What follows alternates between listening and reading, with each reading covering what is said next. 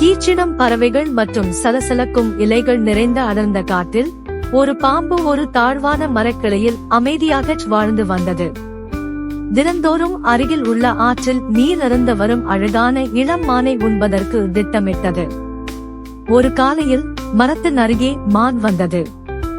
மென்மையான புல்லை மேய்ந்து கொண்டிருந்த போது பாம்பு செயல்பட வேண்டிய நேரம் இது என்று முடிவு செய்து வேகமாக கிளையிலிருந்து இறங்கி மானை சுற்றிக் கொண்டது.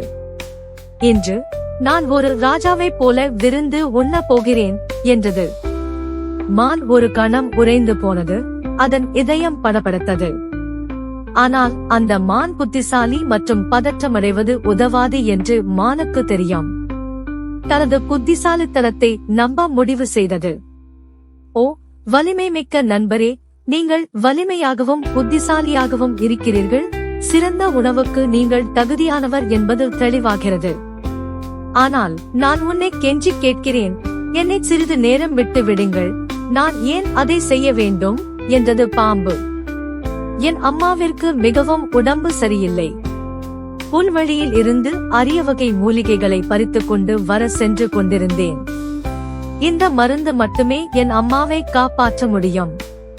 நீங்கள் என்னை விடுவித்தால் நான் சென்று கொடுத்துவிட்டு திரும்பி வருவேன் என்று உறுதியளிக்கிறேன் என்றது குட்டி மான்.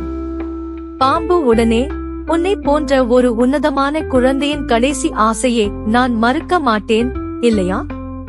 மானின் வேண்டுகோள் பாம்புக்குள் ஆழமாக பதிந்தது. தானும் ஒரு காலத்தில் தன் குடும்பத்தை கவனித்து வந்தவன்தான் என்பதால். நீ ஓடிப்போக மாட்டாய் என்று நான் எப்படி நம்புவேன் என்று கண்களை சுருக்கி கேட்டது. நான் உன்னை ஒருபோதும் ஏமாற்ற மாட்டேன் என்று மான் கூறியது. அதை நிரூபிக்க நான் என் பாதையில் பூக்களின் தடத்தை விட்டுவிட்டு செல்கிறேன். நான் வரவில்லை என்றால் பூக்களை தொடர்ந்து வாருங்கள். நான் என் வார்த்தையைப் போலவே நல்லவனாக இருப்பதை நீங்கள் காண்பீர்கள். பாம்பு ரொம்ப சரி என்று மானை விடுவித்தது. ஆனால் நீ சூரிய அஸ்தமனத்திற்குள் திரும்பவில்லை என்றால், நீ எங்கு மறைந்திருந்தாலும் நான் உன்னை கண்டுபிடிப்பேன். உன் வாக்குறுதியை மீறியதற்காக நீ வருத்தப்படுவாய் என்றது. மான் நிம்மதி அடைந்தது. புத்திசாலித்தனமான திட்டத்தை தொடங்கியது. மான் உறுதியளித்தபடியே பூக்களை கவ்வி அதை பாதையில் போட்டுக்கொண்டே சென்றது.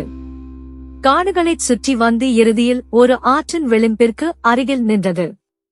ஆற்றை அடைந்ததும் மான் கவனமாக பூக்களை போட்டுக்கொண்டே ஆற்றை கடந்தது. நீரோட்டமானது மான் போட்ட பூக்களை அடித்துச் சென்றது. மான் மறுகரை அடைந்தவுடன் ஒரு புதர்களுக்கு பின்னால் ஒளிந்து கொண்டு காத்திருந்தது. சூரியன் அடிவானத்திற்கு கீழே மூழ்கத் தொடங்கியதும் சிதறிய பூக்களை பின்தொடர்ந்து பாம்பு வந்தது. காட்டை சுற்றி சுற்றி வந்ததில் விரக்தியடைந்தது. இறுதியாக ஆற்றங்கரையை அடைந்தது. பாதை திடீரென முடிவதைக் கண்டது. ஆறு கரை புரண்டு ஓடியது.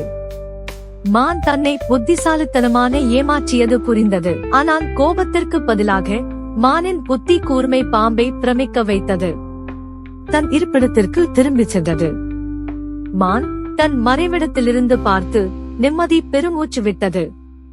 இனி ஒருபோதும் அந்த மரத்தின் அருகில் செல்ல மாட்டேன் என்று தனக்குத்தானே சபதம் செய்தது. அந்த நாளிலிருந்து பாம்புதான் வேட்டையாடிய இரையை குறைத்து மதிப்பிடக்கூடாது என்பதை கற்றுக்கொண்டது.